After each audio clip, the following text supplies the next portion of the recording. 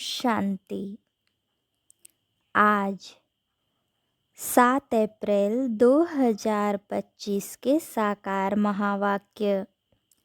मीठे बच्चे, सबसे अच्छा दैवी गुण है शांत रहना, अधिक आवाज में न आना, मीठा बोलना। तुम बच्चे अभी टॉकी से मूवी से साइलेंस में जाते हो, इसलिए अधिक आवाज में न आओ। प्रश्न: किस मुख्य धारणा के आधार से सर्वदैवी गुण स्वतः आते जाएंगे? उत्तर: मुख्य है पवित्रता की धारणा। देवताएं पवित्र हैं, इसलिए उनमें दैवी गुण है। इस दुनिया में कोई में भी दैवी गुण नहीं हो सकते। रावण राज्य में दैवी गुण कहाँ से आए? तुम रॉयल बच्चे अभी दैवी गुण धारण कर रहे हो। गीत भोलेनाथ से निराला। ओम शांति।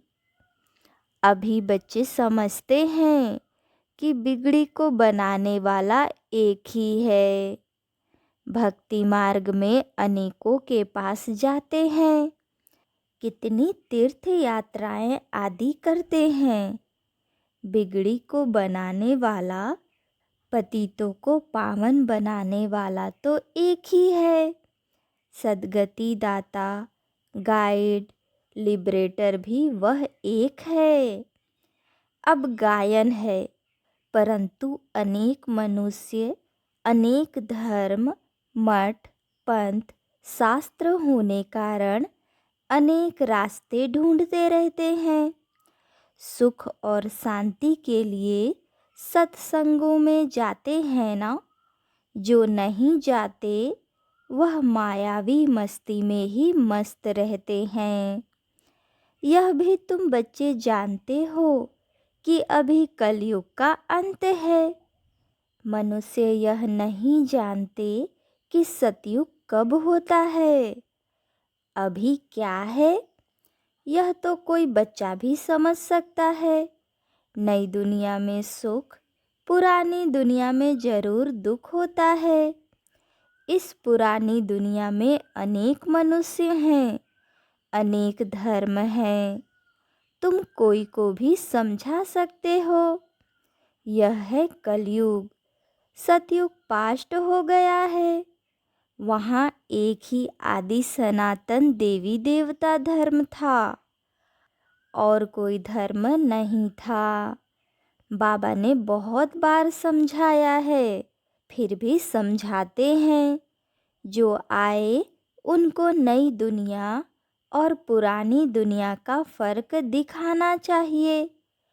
भल वह क्या भी कहे। कोई 10,000 वर्ष आयु कहते हैं, कोई 30,000 वर्ष आयु कहते हैं। अनेक मतें हैं ना। अब उन्हों के पास तो है ही शास्त्रों की मत। अनेक शास्त्र, अनेक मत। मनुष्यों की मत है ना। शास्त्र भी लिखते तो मनुष्य है ना। देवताएं कोई शास्त्र नहीं लिखते। सतयुग में देवी देवता धर्म होता है। उन्हों को मनुष्य भी नहीं कहा जा सकता। तो जब कोई मित्र संबंधी आदि मिलते हैं तो उनको बैठ यह सुनाना चाहिए। विचार की बात है। नई दुनिया में कितने थोड़े मनुष्य होते हैं, पुरानी दुनिया में कितनी वृद्धि होती है। सतयुग में सिर्फ एक देवता धर्म था, मनुष्य भी थोड़े थे। दैवी गुण होते ही हैं देवताओं में, मनुष्यों में नहीं होते हैं।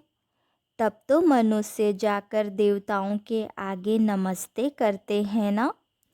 देवताओं की महिमा गाते हैं, जानते हैं वह स्वर्गवासी है, हम नरकवासी कलयुगवासी हैं। मनुष्य में दैवी गुण हो न सके। कोई कहे फलाने में बहुत अच्छे दैवी गुण हैं। बोलो नहीं, दैवी गुण होते ही हैं देवताओं में, क्योंकि वह पवित्र हैं। यहाँ पवित्र न होने कारण कोई में दैवी गुण हो न सके, क्योंकि आसुरी रावण राज्य है ना। नए झाड़ में दैवी गुण वाले देवताएं रहते हैं, फिर झाड़ पुराना होता है। रावण राज्य में दैवी गुण वाले हो न सके। सतयुग में आदि सनातन देवी देवताओं का प्रवृत्ति मार्ग था। प्रवृत्ति मार्ग वालों की ही महिमा गाई हुई है। सतयुग में हम पवित्र देवी देवता थे। संन्यास मार्ग था नहीं। कितनी पॉइंट्स मिलती है, परंतु सभी पॉइंट्स किसकी बुद्धि में रह न सके। पॉइंट्स भूल जाती है, इसलिए फेल होते हैं। दैवी गुण धारण नहीं करते हैं।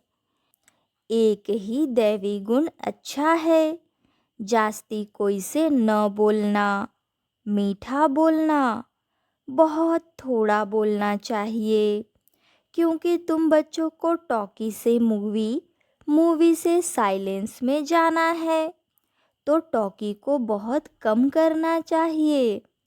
जो बहुत थोड़ा धीरे से बोलते हैं तो समझते हैं यह रॉयल घर का है, मुख से सदैव रत्न निकले।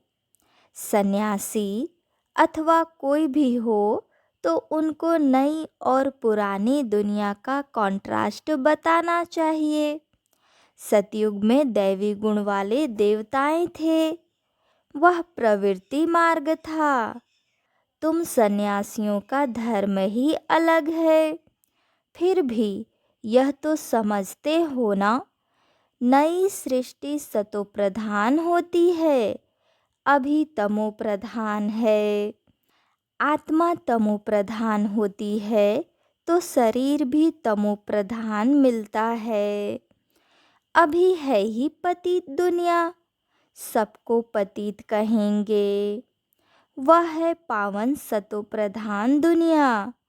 वही नई दुनिया सो अब पुरानी होती है। इस समय सभी मनुष्य आत्माएं नास्तिक हैं, इसलिए ही हंगामे हैं। धनी को न जानने के कारण आपस में लड़ते झगड़ते रहते हैं।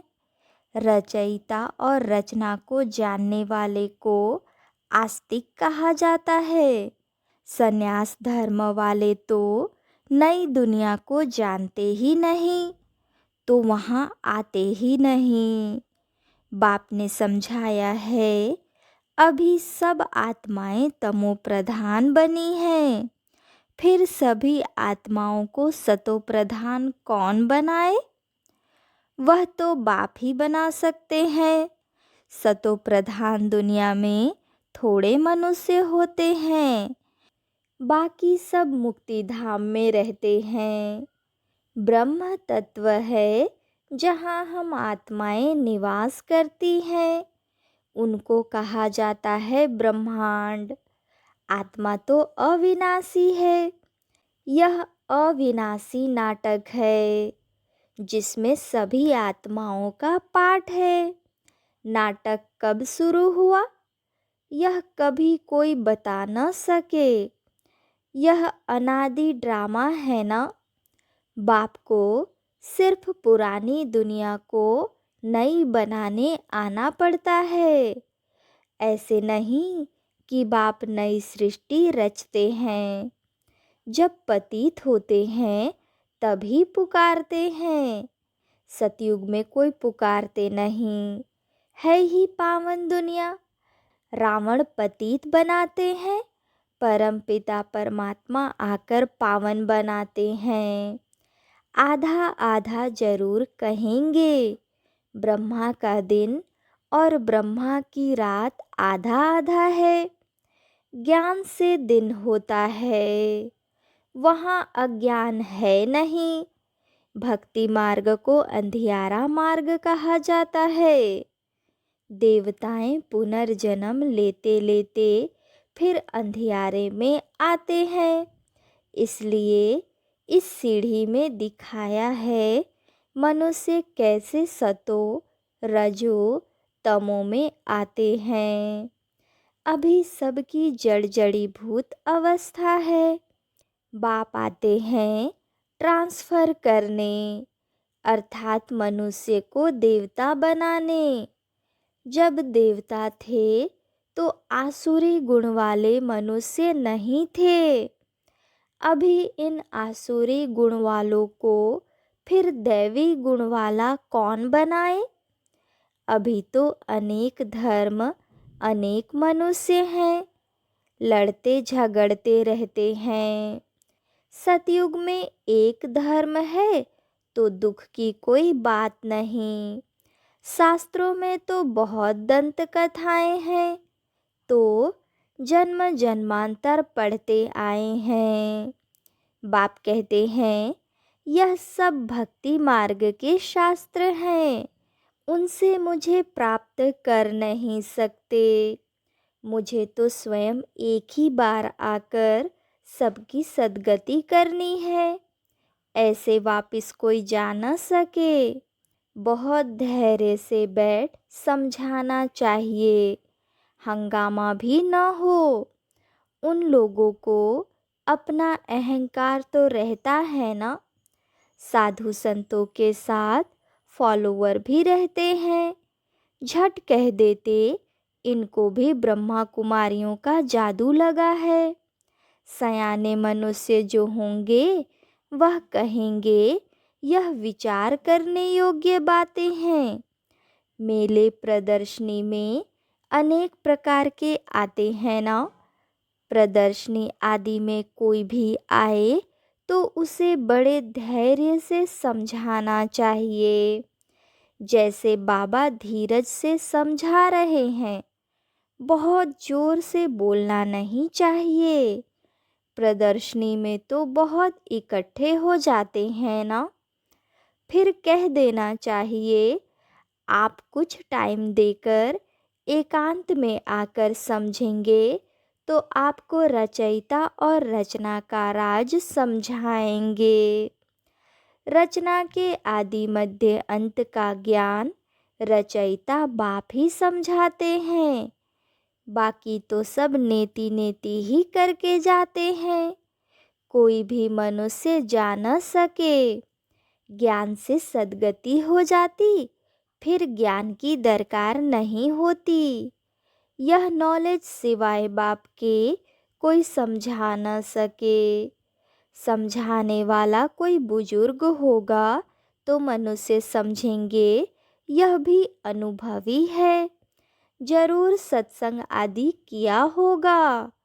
कोई बच्चे समझाएंगे तो कहेंगे यह क्या जाने। तो ऐसे ऐसे को बुजुर्ग का असर पड़ सकता है।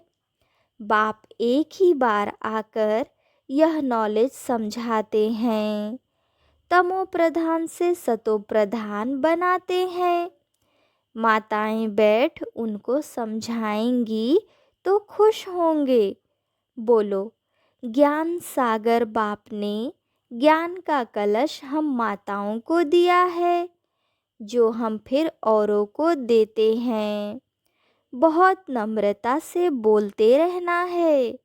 शिव ही ज्ञान का सागर है, जो हमको ज्ञान सुनाते हैं। कहते हैं मैं तुम माताओं द्वारा मुक्ति जीवन मुक्ति के गेट खोलता हूँ और कोई खोल न सके। हम अभी परमात्मा द्वारा पढ़ रहे हैं, हमको कोई मनुष्य नहीं पढ़ाते हैं। ज्ञान का सागर एक ही परमपिता परमात्मा है। तुम सब भक्ति के सागर हो। भक्ति की अथॉरिटी हो, न कि ज्ञान की। ज्ञान की अथॉरिटी एक मैं ही हूँ। महिमा भी एक की करते हैं, वही ऊंचते ऊंच है। हम उनको ही मानते हैं। वह हमको ब्रह्मा तन से पढ़ाते हैं, इसलिए ब्रह्मा कुमार कुमारियाँ गाए हुए हैं। ऐसे बहुत मीठे रूप में बैठ समझाओ, भल कितना भी पढ़ा हुआ हो। ढेर प्रश्न करते हैं, पहले पहले तो बाप पर ही निश्चय कराना है। पहले तुम यह समझो, रचता बाप है व नहीं। सभी का रचयिता एक ही शिव बाबा है, वही ज्ञान का सागर है। बाप टीचर सतगुरु है।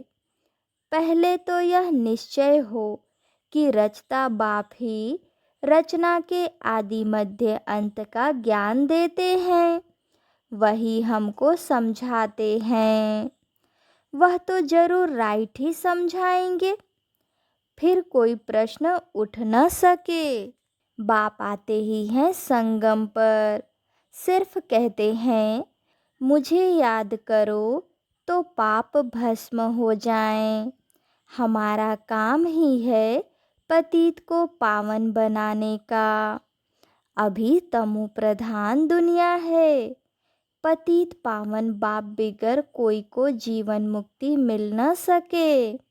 सभी गंगा स्नान करने जाते हैं तो पतित ठहरे ना। मैं तो कहता नहीं हूँ कि गंगा स्नान करो, मैं तो कहता हूँ मामे कम याद करो। मैं तुम सभी आशिकों का माशुक हूँ, सभी एक माशुक को याद करते हैं। रचना का क्रिएटर एक ही बाप है, वह कहते हैं देही अभिमानी बन मुझे याद करो तो इस योग अग्नि से विकर्म विनाश होंगे।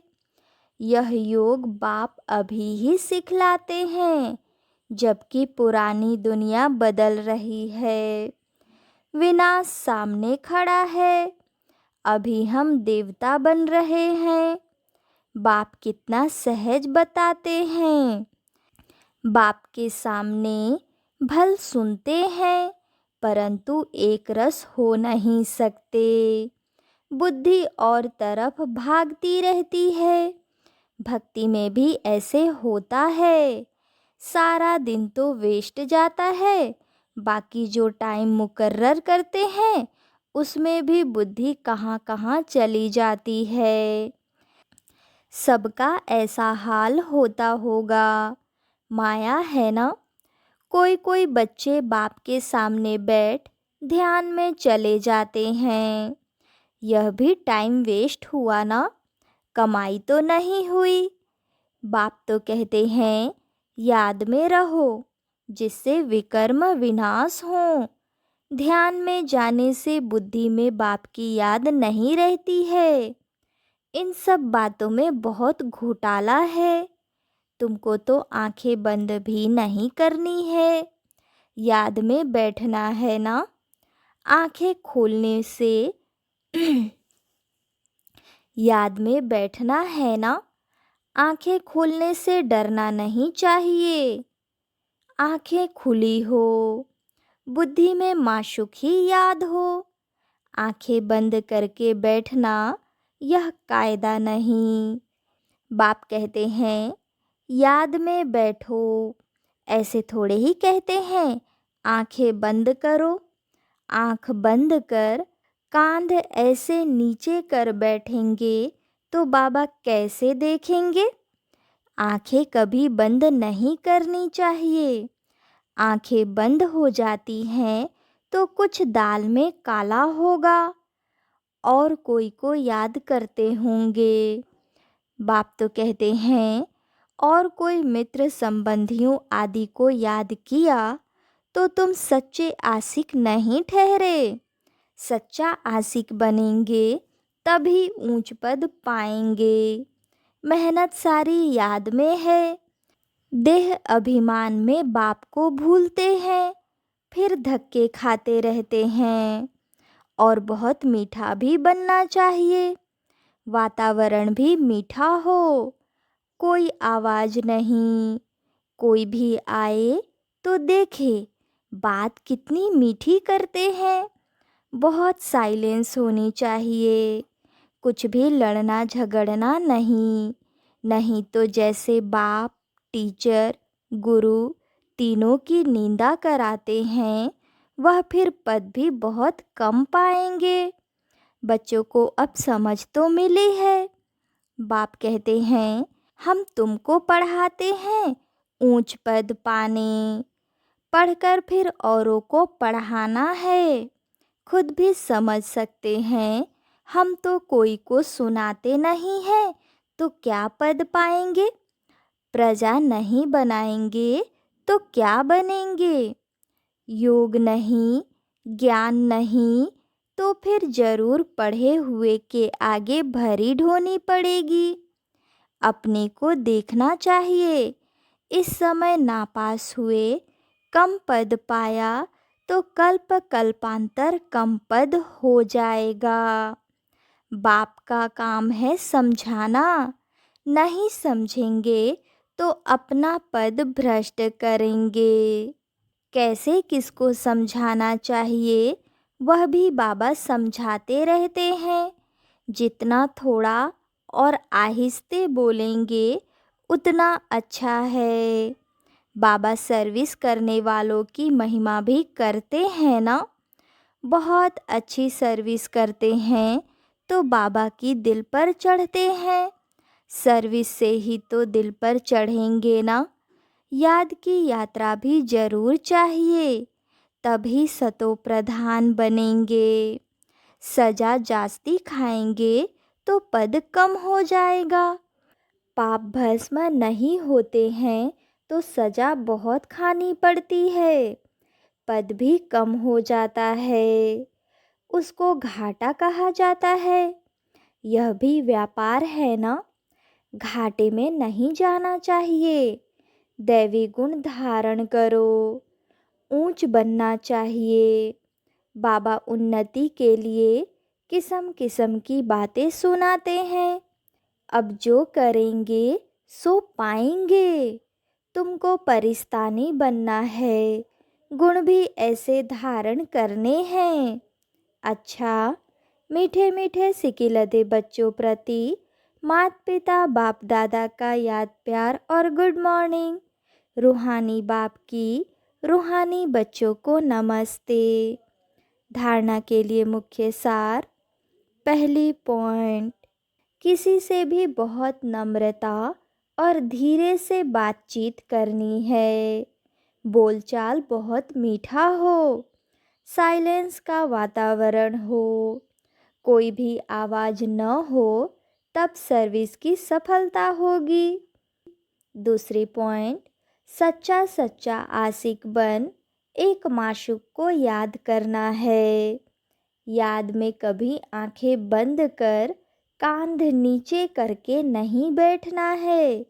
देही अभिमानी होकर रहना है। वरदान, सर्व खजानों को स्व के प्रति और औरों के प्रति यूज़ करने वाले अखंड महादानी भव। जैसे बाप का भंडारा सदा चलता रहता है, रोज देते हैं, ऐसे आपका भी अखंड लंगर चलता रहे। क्योंकि आपके पास ज्ञान का, शक्तियों का, खुशियों का भरपूर भंडारा है। इसे साथ में रखने व यूज करने में कोई भी खतरा नहीं है। यह भंडारा खुला होगा तो चोर नहीं आएगा, बंद रखेंगे तो चोर आ जाएंगे। इसलिए रोज अपने मिले हुए खजानों को देखो और स्व के प्रति और औरों के प्रति यूज़ करो तो अखंड महादानी बन जाएंगे। स्लोगन, सुने हुए को मनन करो, मनन करने से ही शक्तिशाली बनेंगे। अव्यक्त इशारे, कंबाइंड रूप की स्मृति से सदा विजयी बनो। सेवा और स्थिति, बाप और आप, यह कंबाइंड स्थिति कंबाइंड सेवा करो तो सदा फरिश्ते स्वरूप का अनुभव करेंगे। सदा बाप के साथ भी हैं और साथी भी हैं। यह डबल अनुभव हो। स्व की लगन में सदा साथ का अनुभव करो और सेवा में सदा साथी का अनुभव करो। अच्छा, ओम शांति।